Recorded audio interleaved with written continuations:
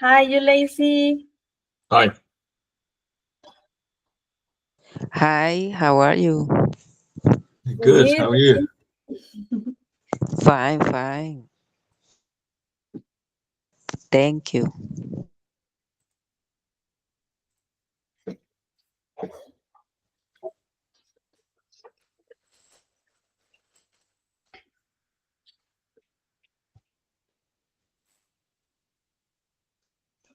So where are we all based then? I know, Jennifer, you're in Panama, aren't you? Yes, right now it's 7 p.m. 7 now. p.m. Yeah, Okay, not as bad as mine then. Where's it's everybody else from? right.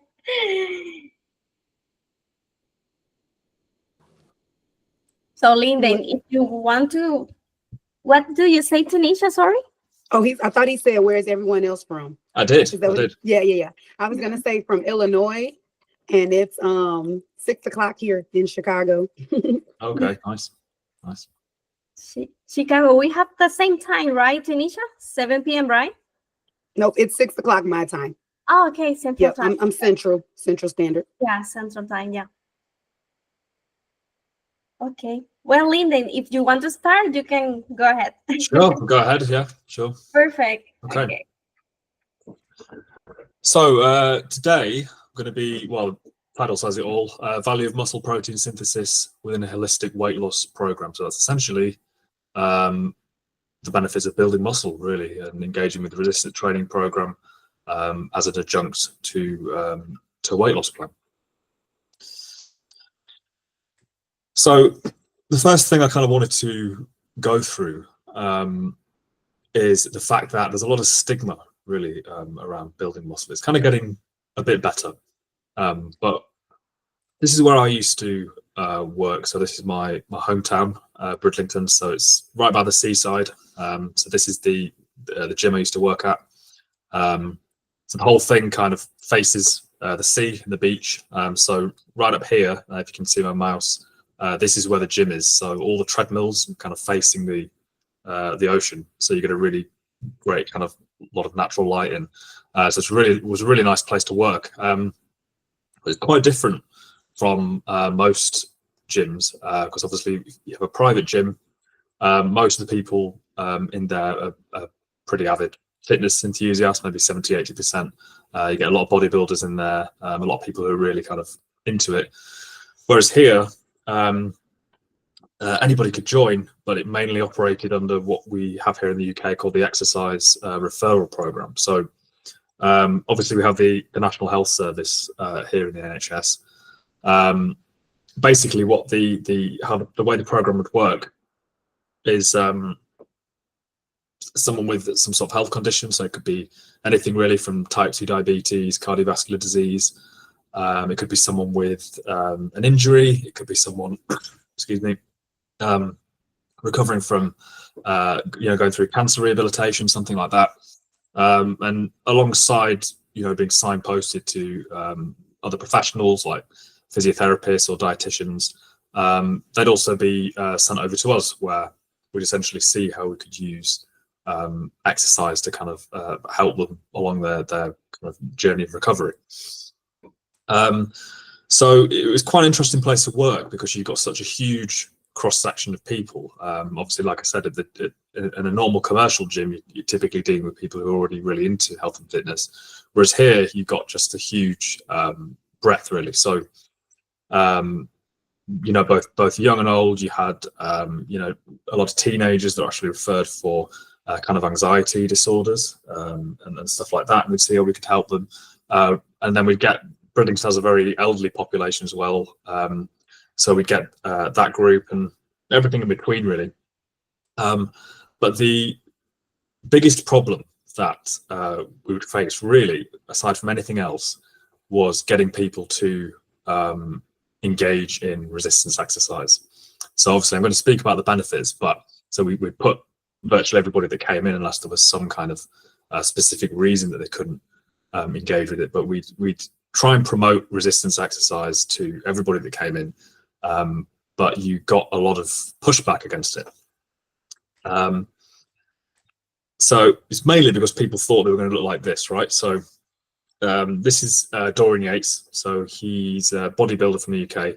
He was 6 times winner Mr. Olympia, right? So Mr. Olympia is the biggest bodybuilding competition in the world, right? Arnold Schwarzenegger, he won it in the 70s 4 times in a row. But when people think weight training and they think muscle gain, this is typically what goes through their head. It's quite funny, really, because both male and female, I have to convince them both they're not going to end up looking something like this if they train with weights. So a lot of men come in and whatever kind of health condition they're dealing with, they also say, oh, I want to get bigger, and they'll maybe come with a picture of something that looks like this and say, well, you have to maybe temper your expectations for various reasons we'll get into, and then a lot of women come in and you mention weight training, you mention getting on the machines, maybe using some dumbbells, and then, well, I don't want to get too bulky, I don't want to put on too much muscle. So there's this kind of misconception of not only how easy it is to put on a lot of muscle, but that it's somehow going to kind of just kind of appear overnight, and they're going to look in the mirror one morning and go, oh, I put on all this muscle, I don't want it, I want, kind of want it to go away. And of course that never happens. So really, I just wanted to kind of mention this before we get on to the main health benefits, because really to look like this obviously not only requires a huge amount of dedication, but also copious amounts of anabolic steroids as well. So nobody's going to ever accidentally kind of get to this level.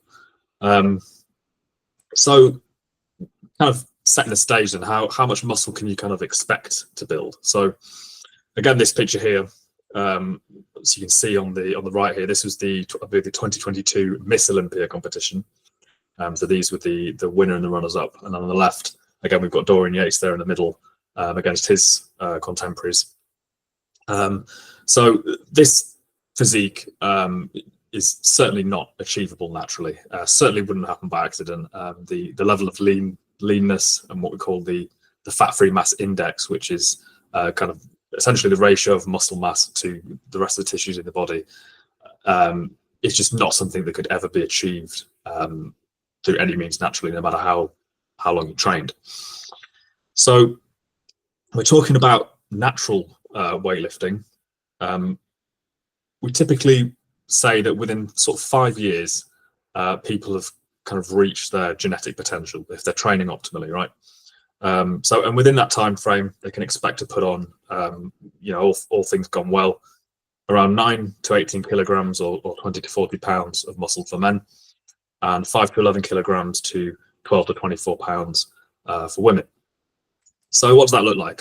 So this guy here, this is Jeff Nippard. He's a natural bodybuilder. He's got a really big YouTube channel. There's a lot of science-based fitness stuff. You might have seen him. So he's been training about 10 years, but really he's pretty much looked the same the last 5 years, right? So he's reached what you'd say was his kind of genetic limit. Now it's not to say that after sort of 5 years, you can't continue putting on muscle. There's no real kind of hard cap where your body just kind of says no more. But, after that point, you really look at some serious diminishing returns where you're really talking about grams of muscle for a year's worth of effort, to the point that it's barely even noticeable, right? So that's Jeff Nippard. Some female examples as well. This is naturally Stephanie. So she's a bikini competitor from Scotland. So you can see obviously her, she's very lean, her level of muscle. You can see in comparison to the other ladies that we showed on stage just then, obviously nothing like that as a natural lifter. There's another guy from YouTube. He has a really good channel. His channel's called Natural Hypertrophy. Again, sort of a 10-year training history. Looked about the same for kind of reached his limit about 5 to 6 years in. And then finally, this is another female, this time on the bodybuilding stage. So this is a really good illustration. You can compare her physique to the other women that you saw, and see obviously they're worlds apart at the natural level versus enhanced. So once you kind of show people these sorts of images, they become a lot more reassured, really, particularly women, about the fact that it's a much more manageable situation, you can put on as little or as much muscle as you want, and even right at the pro levels, you wouldn't look at this lady, you maybe wouldn't want to achieve that sort of physique yourself, or maybe think it's too much, but you'd never most people would look at the other images on the Olympia stage and say, oh, that's just grotesque and just way too much, which you'd never really say about even natural weightlifters at their absolute peak. So the kind of fears are really very misplaced at the end of the day. So once the kind of misconceptions are out of the way, we get onto why we'd want to build muscle in the first place, which of course has a kind of multifactorial answer, really. Primarily, the kind of first reason people think about, obviously, is the aesthetic reasons. So this is always a kind of good example I bring up. So this lady's lost a lot of fat on the in the picture in the left, and then she's transitioned basically to a kind of more serious muscle building program on the right. So this to be fair, this is more than a lot of clients I've ever worked with would want to build in terms of female clients. But it's very illustrative of the kind of power of muscle to quite drastically alter the physique, right? So obviously she's still continued to lose body fat in this picture, but if she'd have not engaged in any kind of resistance training and just carried on losing body fat as she was here, her physique would be drastically different, right? So the point of this image really is that muscle, even just a small amount, and that's actually quite a lot, can drastically change how you look. So then we get into the health benefits. So first and foremost, we've got sarcopenia. So sarcopenia is essentially a muscle atrophy disorder where typically in older people, they lose a significant amount of muscle mass over a relatively short period of time, right? So you might think, well, it's not too bad, like as long as you've got some muscle, you're all right. But at the end of the day, less muscle, it can be very difficult with people who have serious sarcopenia, even to just pick up basic items like, I don't know, a phone or a book or anything relatively light. You start to lose grip in your fingers, and just life can become very difficult. But first and foremost, it drastically increases the risk of falls and fractures. And of course, a lot of elderly people, they have a bad fall, they go into hospital, and then they end up coming out again. So sarcopenia is a very serious issue. And really, one of the best treatments out there is resistance training. So this trial here, just say as well, every screenshot that I flash here, the references are in the end if you want to go and have a look at these papers for yourself, if you're interested. But this trial considered resistance training to be a first-line treatment strategy for managing and preventing both sarcopenia and dynapenia. So dynapenia is kind of the adjunct disorder, which is associated with the loss of strength, basically, in the muscle. But really, yeah, people who, in terms of preventing sarcopenia, obviously is the main point, but also for treating it as well, for ultimately hypertrophying the muscle or growing it. Resistance training really is considered essential now for treating this disorder. So very important to be promoting resistance training in the elderly population.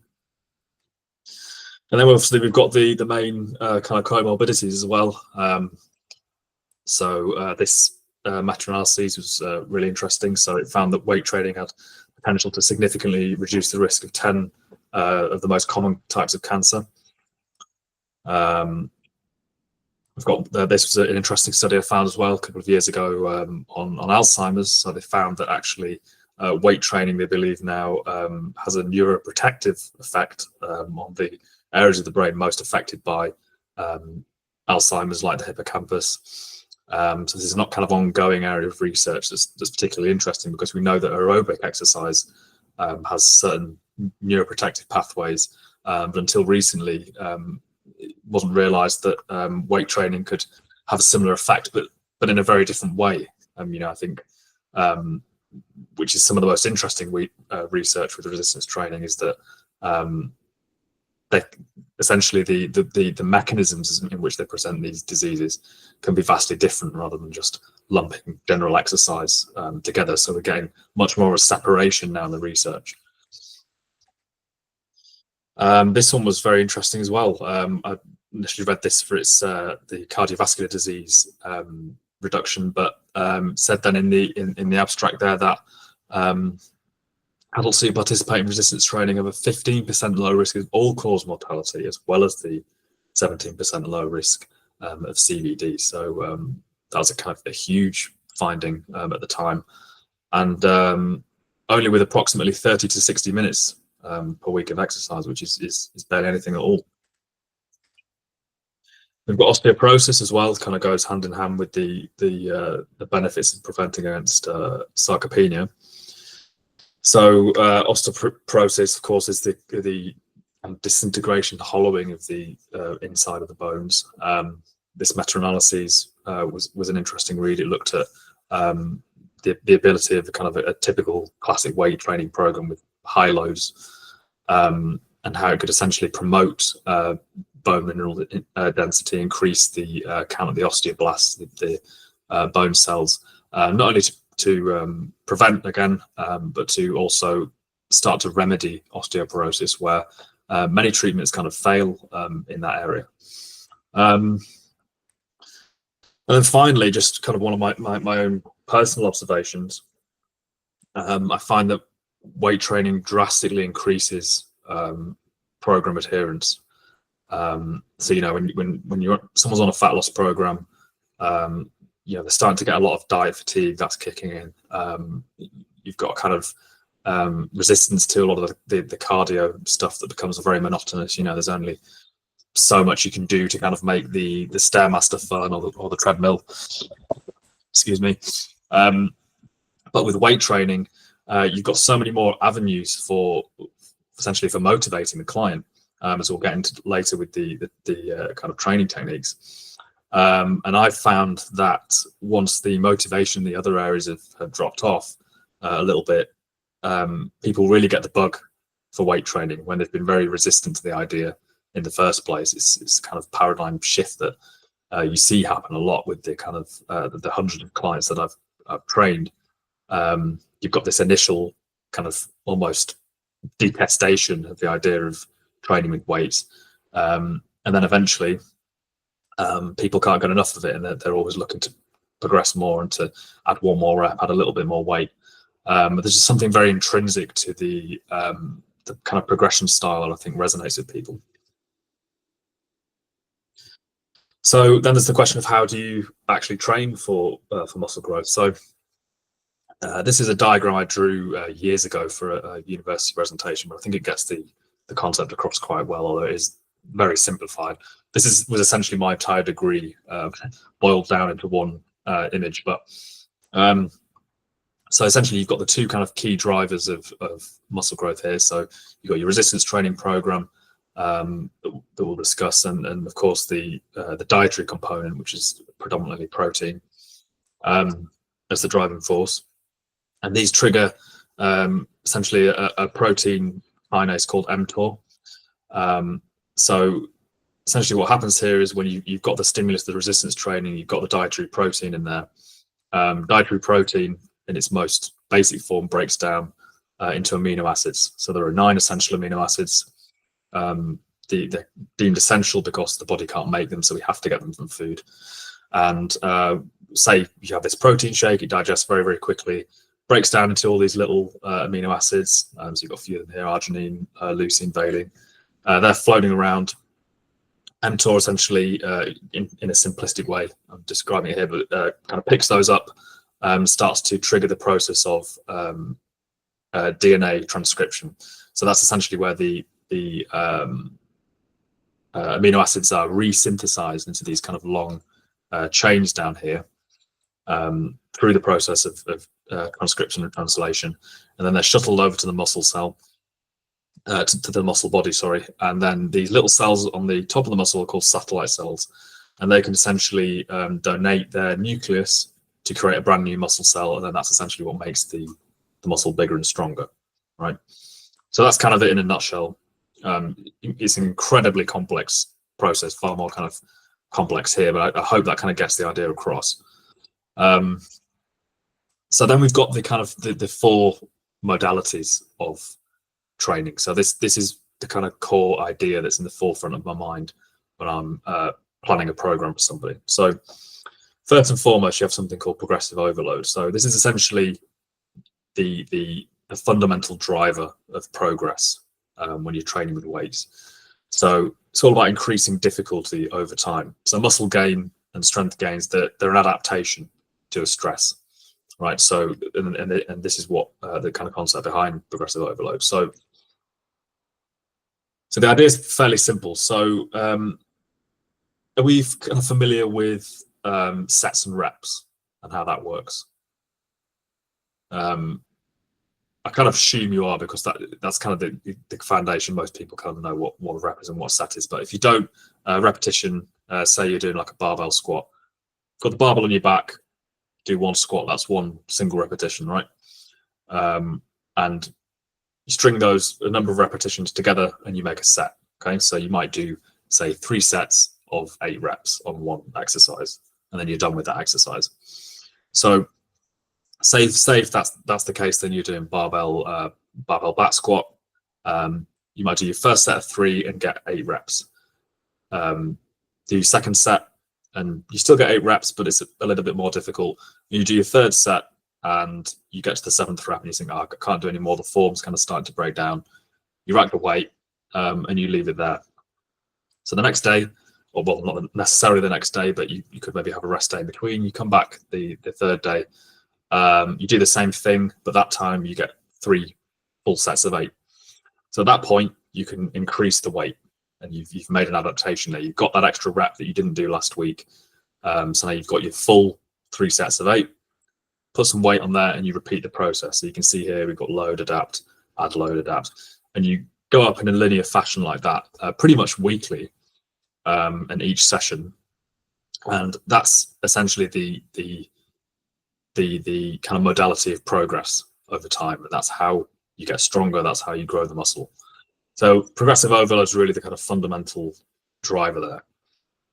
Then we've got frequency. So this is a nice simple one. So this is essentially just the kind of days per week trained and the frequency at which you train a muscle. So the research kind of says that training a muscle once a week is decent-ish.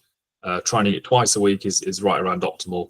And training it 3 times a week, really, you don't really need to do any more than twice. There's no real benefits to the third day. And in terms of days trained per week, that can be split up in a number of different ways. You could do full body, you could do upper one day, lower another day. So there's a lot of different ways you can set that up.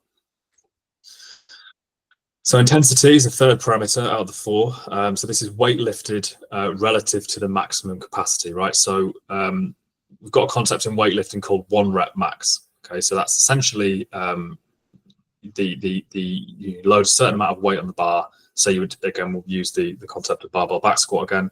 You do 1 rep and there's no way you could do another rep. So that would be your 1 rep max. And we use this handy chart called RPE, rate of perceived exertion, to kind of measure that. So 10 would be the maximal effort. So you can only do the 1 rep. And then going down here, you can do more and more reps as you start to lower the weight. And different rep ranges exert basically different effects on the body. So that's kind of what intensity is. Then finally, we've got volume, which is essentially the amount of work done. So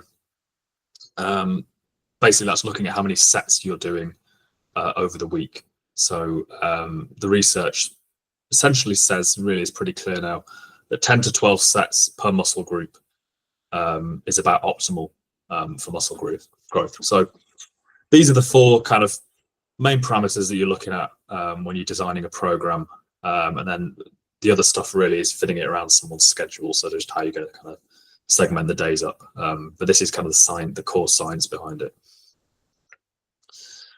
So we've got modalities of training. So these are the different sort of tools you can use in the gym, right? So we've got bodyweight exercises. So, that's sort of push-ups, pull-ups, that kind of thing. free weight exercises, or all your dumbbells, barbell movements. We've got machines that lock you into a fixed sort of path of resistance, and we've got cables. So really, these 4 modalities of training are the reason that you're much better off in a commercial gym setting than you are at home. Those fundamentally, the principle of progressive overload can be best applied when you're in the gym, when you've got a full scope of weight. You know, these cable machines here have a full stack on. You're never going to run out of weight. The dumbbell rows, you know, you've got the smallest increments right up to the heaviest. You're never going to be in a situation where you hit a wall essentially, and you can't progress any further. So kind of fundamental to these modalities are the differences between compound and isolation exercises. Now, usually the way that a program is set up is it's built around these compound exercises. So these are like your bread and butter, right? So they typically, you use heavier weights because you're using more than one muscle at once to move the weight, right? So with a bent over barbell row like this, you're training your entire back and your biceps. Deadlifts the entire back. Something like overhead press, you're training your shoulders, somewhat your chest and your triceps as well. So they're using multiple muscle groups at once. Whereas when we look at isolation exercises, they're really just targeting the one muscle. So these would be done typically at the end of a session. So I've got a lateral raise here. So the shoulder actually has 3 muscle heads. Lateral raise just targets the one on the side that gives your physique that appearance of kind of a cap and kind of gives your shoulder more width. You've got like a leg extension versus something like a squat. So obviously the squat, you're training your entire the whole kind of legs complex, the calves, glutes, hamstrings, quads. Whereas leg extension, you're solely just training the quads there. So these compound exercises form the main part of a program, and the isolation exercises are kind of like the icing on top, essentially, right? So this guy here, he's called Mr. Motivator. He was incredibly popular in the 90s, and he has some. He basically he's kind of the progenitor of, at least here in the UK, of like workout videotapes that people would do at home. So he also sold some like dumbbells, but he did a lot of stuff with dumbbells, and they were a good cardio workout. But in terms of actually promoting muscle growth, they were terrible because essentially people would get you know, a very small dumbbell stack. It might only contain 3 dumbbells. You've got very little scope for progression there. So if you can, much better off training in a gym setting. You know, if I was programming for a beginner, they'd start off entirely on machines just to get them used to the movement patterns, get them used to those kind of heavier compound movements, like the kind of big heavy hitters. Then we might move on a few weeks later to incorporating some free weight exercises, maybe some more body weight work, and eventually you might throw some cable exercises in there. But you really don't have that scope at home. You can certainly make it work, but the gym is really where it's at if you want to get serious about it. So moving on to nutrition now. So essentially, my entire degree really boiled down to the fact that you need to get enough protein. So I've studied 4 years really on that topic predominantly. Now there's been a few kind of different pieces of advice thrown around, but the predominant one is that you should really have 0.7 grams per pound of protein. 0.7 grams per pound of protein per pound of body weight. So essentially, if you were 120 pounds, that would be 120 times 0.7. That'll come out 84 grams of protein per day. So that's like the maximum that you need. Anything above that, really, it's not really doing anything for you. It's not doing you any harm necessarily, unless you have some sort of issue with your kidneys, but it's really of no benefit. Of course, there's benefits in terms of satiety and keeping you full. Those sorts of, if you're working with a dietitian, they can be manipulated to help you. But in terms of building muscle, that's the amount you need. You can have a little bit less and still be kind of around the same ballpark. Should also say this was kind of plant-based sources versus animal sources. This was a topic of my undergraduate thesis. So a lot of people, I think, assume that if you're following a plant-based diet or a vegan diet, it's much more difficult to build muscle.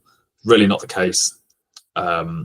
They kind of all stem from these studies that directly compared the muscle protein synthesis response from the two kind of acutely in isolation in a lab. And that really obviously didn't really translate to the real world when they actually did studies looking at kind of lean mass gains over time versus vegan weightlifters versus those who ate meat and dairy. They really saw no difference. So that's certainly a myth I'd like to dispel. Certainly no disadvantage if you eat predominantly plant-based sources, as long as you're kind of getting enough and you're sitting around that optimal amount.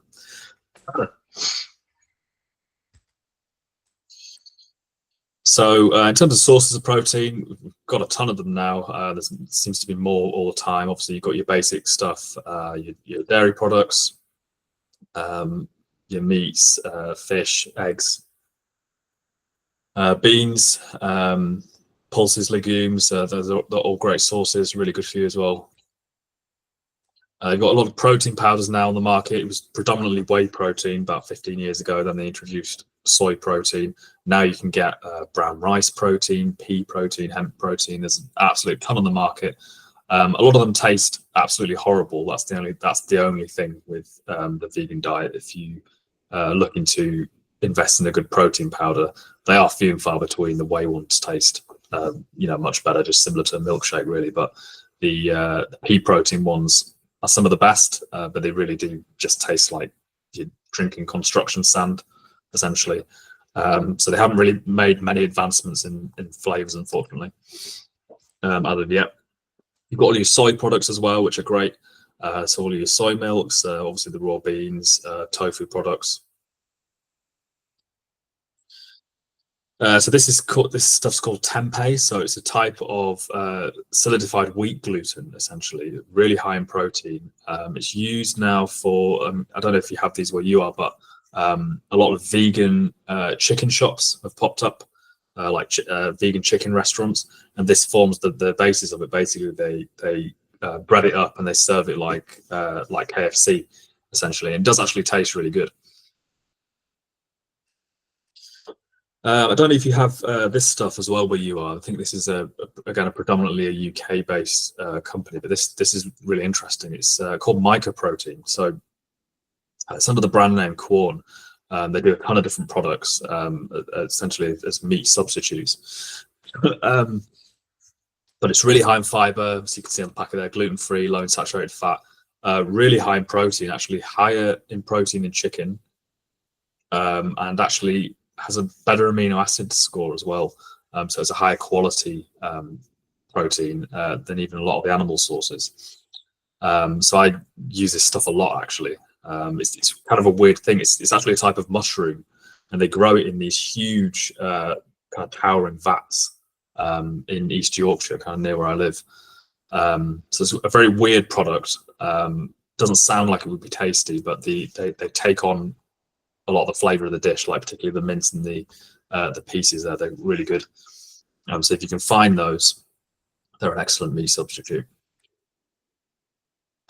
So wanted to talk about calorie partitioning. So when we think about how many kind of calories and calorie balance and energy balance, we've got three main ways of viewing it really that you're likely familiar with. So obviously maintenance calories, your body weight is going to stay the same. You're kind of eating just about the right amount that your body needs. Calorie deficit, of course, this is where your body weight drops. And then we've got calorie surplus. So this is where body weight increases. So you might assume you kind of never want to be in this category, the calorie surplus, but this is actually the point at which you have the highest potential for muscle gain. So typically what bodybuilders will do if they're looking to put on as much muscle as possible. So if you are a competitive bodybuilder and you're going on stage, you'd cycle between what we call bulks and cuts, right? So you'd basically, to offer your body the best chances it has of building muscle, you'd be in a slight energy surplus for maybe go 12, 16 weeks at maximum, so that you can kind of build the most muscle possible. Because of course, when you're adding muscle, you're technically adding weight. And this is why I bring this up, because this is kind of a fundamental issue that you have when you're dealing with clients and you're talking about putting on muscle, because essentially you are slightly going to be increasing weight, even if on the net balance you're still dropping calories, and you're in this category. As you build more muscle, you're not going to see as drastic a weight drop, and people are very, very focused on the scales and what they're doing, and they get very fixated on that. But luckily, people in their first year of lifting can do something called body recomposition. So if you just cast your mind back to when I said you had the kind of 5-year tenure at lifting, where each year essentially your muscle gains become less and less, to the point where it becomes kind of inconsequential. In your first year, your body is just primed for the stimulus, and you can just build a ton of muscle. So you can be at maintenance calories or in a calorie deficit and still put on an appreciable amount of muscle, and that's essentially what happens with people when we put them on a weight training program. This sort of calorie surplus, where you're gaining muscle, and then you're gaining mostly muscle but a little bit of fat, and then you're shredding the fat off, and you then going in a calorie surplus again, and you're kind of stepping up like that to gain as much muscle as possible. Beginners and really anybody just looking to put on a little bit of muscle and gain the benefits we've spoken about, they can do body recomposition just fine, and they can be losing fat and building muscle at the same time. So this is a prime example of that, of someone who recompositions. You can see here, obviously, he's lost a significant amount of body fat, but if he hadn't have been weight training, obviously he wouldn't have looked anything like this. Picture on the right. Here's another example again. So 16 weeks later, as you can see here, the cap she's got here on her quads predominantly. She's a lot leaner. She's broader. Again, maybe too much for you personally, but it's a very good example of kind of what can be achieved on a weightlifting program. If she were to just lose body fat, she would look completely different if she wasn't also training with weights as well. But we'll draw your attention here to the weights. So obviously she's lost weight overall, but she's also put on an appreciable amount of muscle. So this is part of the challenge that you have with people, because people are far too focused on the scale, and this is kind of the point that I want to finish with. When someone comes in, they'll often be very, very fixated on being a certain weight on the scale, right? And I'm really a proponent of never using the scale. I mean, we had to use it at my old job, but it has some uses, just to take an initial measurement and maybe one at the end. But certainly throughout the entire journey, I would just get rid of it, and I'd focus on these here. So obviously the mirror is a obvious metric. If you look in the mirror and you like what you see, then you're doing something right. But even more important are pictures and the tape, right? So I always get people to take pictures. So I typically take one from the front, one from the side, one from the back. I've even had people take a kind of 360, a little mini video clip of themselves. Just anything really where, over the course of the program, you can do that every 2 weeks, and you can string them all together, and you can really see a huge difference. And people are really, really happy with their progress that way.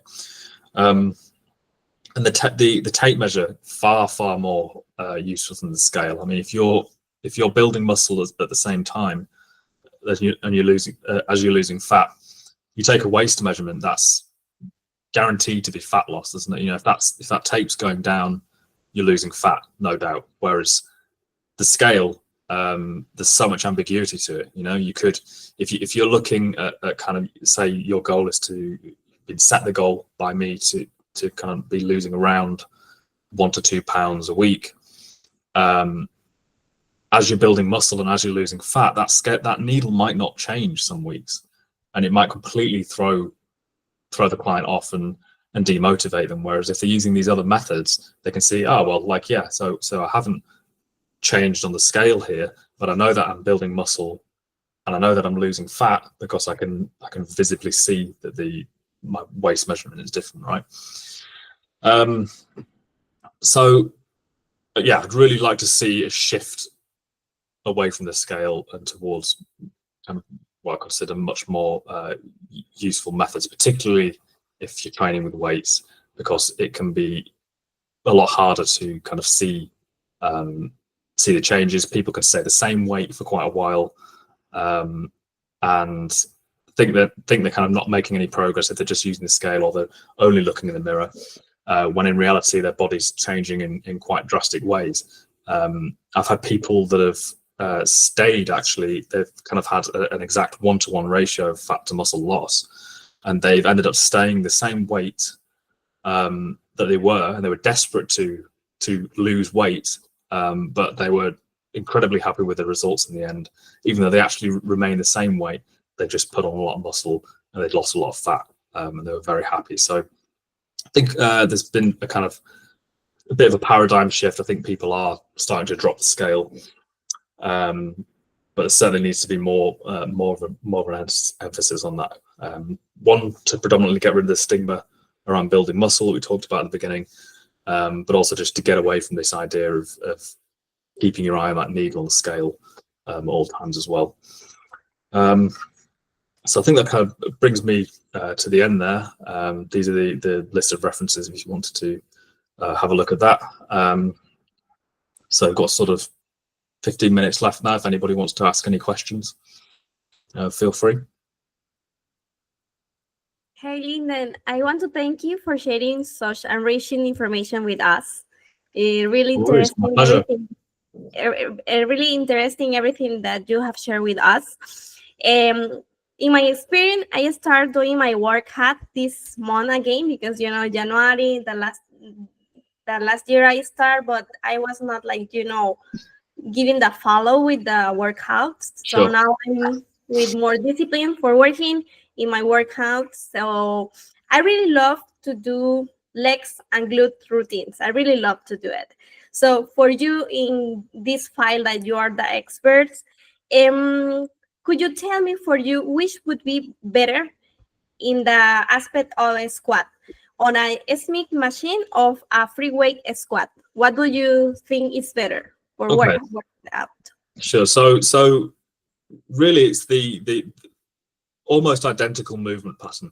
The only difference is that you are engaging more of the very thin muscles that we have kind of in between the fibers, called the stabilizer muscles, right? So if you think about when you're doing a squat, it's a much more taxing movement on the central nervous system and on the kind of musculoskeletal system, because you've got balance coming into play, right? So that's really the main difference.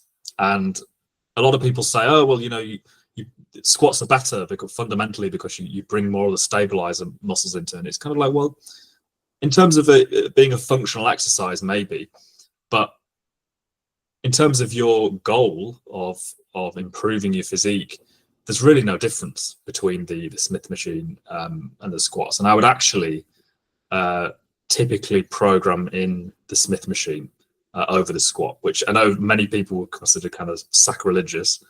But it's not that I think the squats are a bad exercise, but you've also got to think of big, heavy compound exercises in terms of systemic fatigue, right?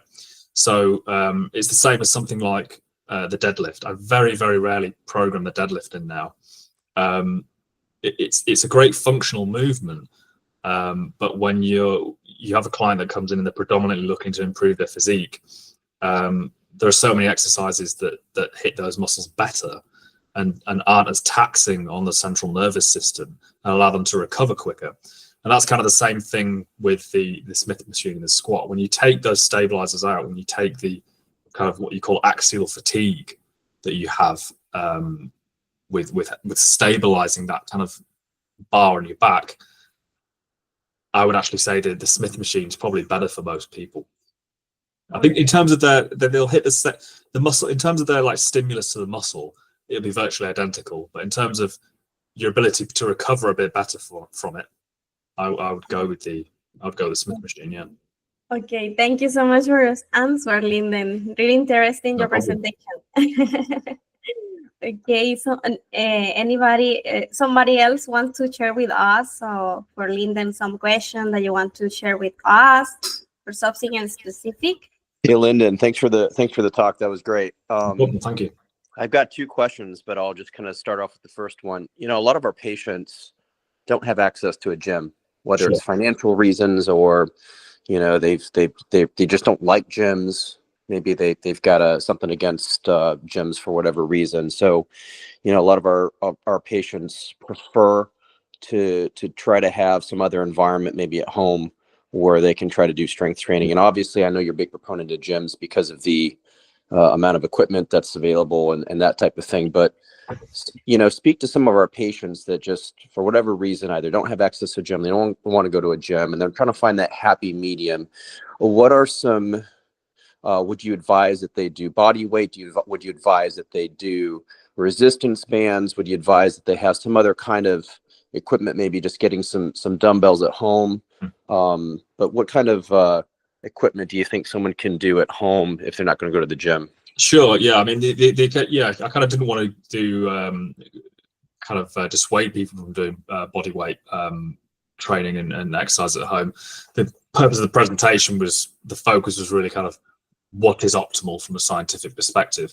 However, as you point out, so many people either can only train at home, or they've got a huge range of issues of why that they can only do home-based workouts, and there's certainly plenty you can still do at home. I would typically advise resistance bands.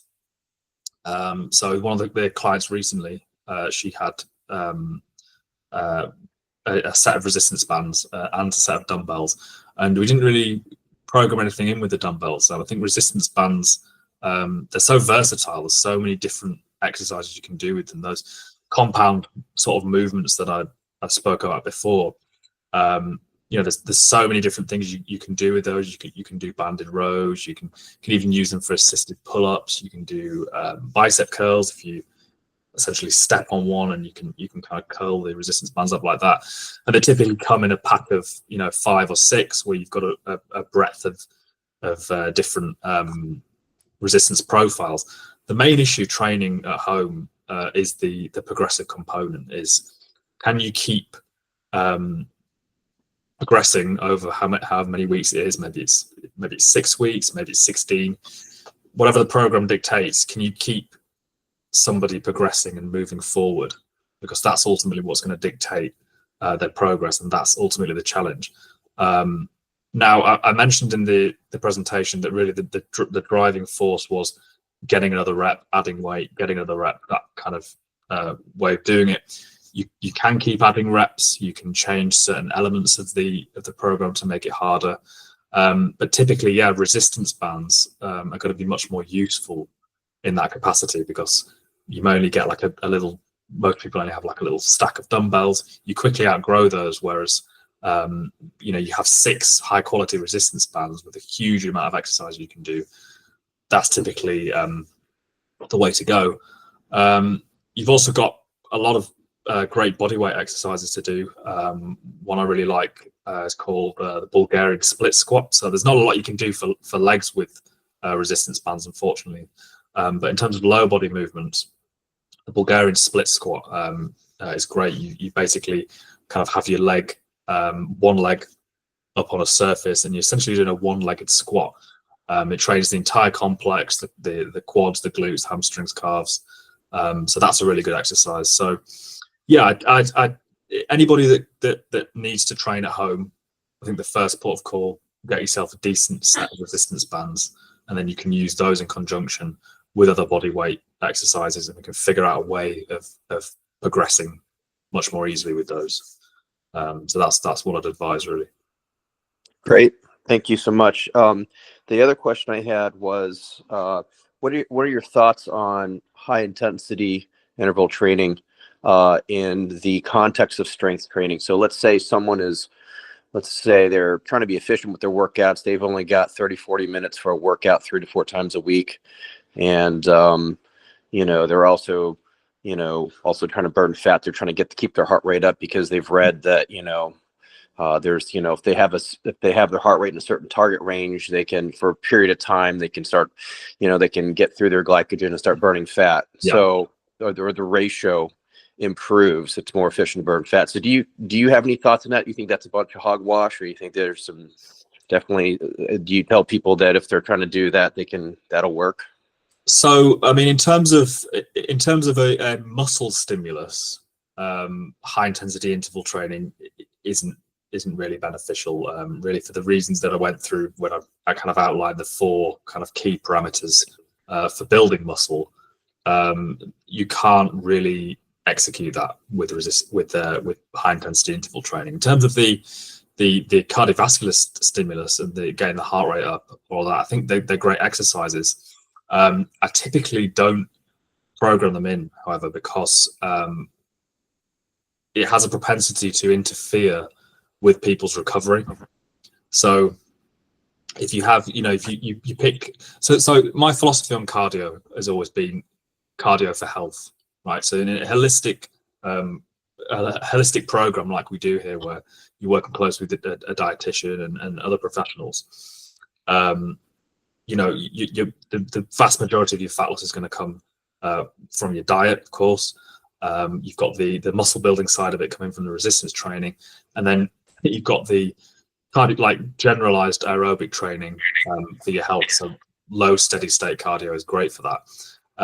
I don't typically find a lot of utility in high intensity interval training for that reason. I don't think it fits into that paradigm very well, because when you introduce it typically on someone's off day from the gym, that day they could be getting some active recovery, doing some walking or a bit of light jogging. You throw high intensity interval training into someone's rest day from the gym, and then they might not be recovered for the next day, and you could be then in a cascade of under recovery. So I don't really use it for that reason. I typically use steady state cardio more. In terms of excuse me, the stuff you mentioned there about the glycogen burning and getting people's heart rate up higher, and I think there was a lot of stuff around something called the afterburn effect that was kind of about 10 years ago that came out. I don't really put a lot of credence to that, to be honest. At the end of the day, weight loss is ultimately about energy balance. Yes, you can burn quite a high amount of calories doing high intensity interval training, but in terms of the energy systems at play and how that factors into fat loss, that really, I think, is overcomplicating things. If that kind of answers your question in a roundabout way. Gotcha. Yeah, I was basically speaking in the context of if you're doing weight training. Yeah. You go to the gym and you see people in between their sets, they're checking Instagram for 2 or 3 minutes, and they're kind of, they're not really, they're giving themselves kind of a prolonged rest, whereas some people will really not give themselves much, if any, of a break in between their sets. So maybe they're gonna, let's say you're doing an upper body and you're gonna do curls and then you're going to switch to back or chest press or something, you just keep working through your exercises, keeping yourself going, keeping your heart rate up. So that way you're kind of, hitting it from that standpoint. That's what I was Sure. So I mean, there's kind of two ways of looking at that. I mean, there's the concept of, I think when you see people doing that, a lot of times it's something different than high intensity interval training anyway. So you've got the concept of supersets, where you kind of can make your workout more time efficient by kind of pairing antagonistic muscles, right? So say if you've got to train biceps and you've got to train triceps, rather than doing a set of bicep curls, waiting and having a rest, then doing another set, you could basically, because they're antagonistic muscle groups, and you'd only really be kind of hitting the cardiovascular system as opposed to the muscles themselves. You could do a set of curls and then, say if you're doing cable curls on one side and then flip over to doing tricep push downs on the other. So things can be much more time efficient doing it that way. So I think a lot of the time when you see people not having a lot of rest, that's kind of typically what they're doing there.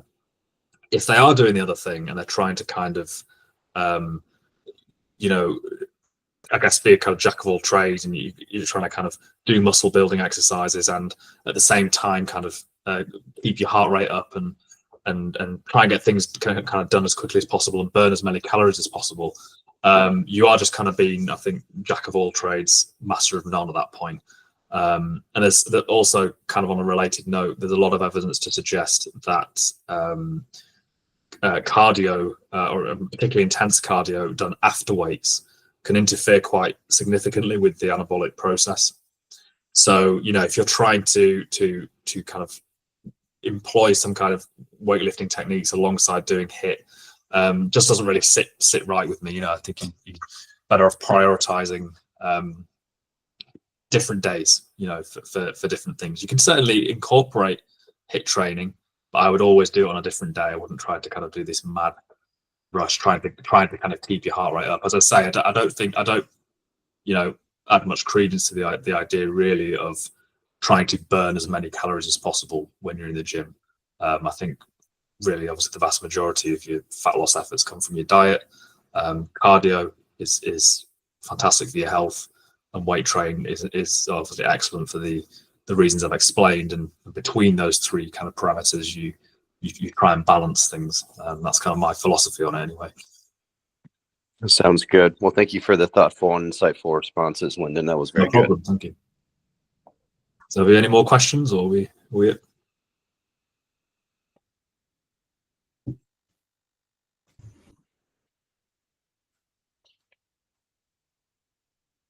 No?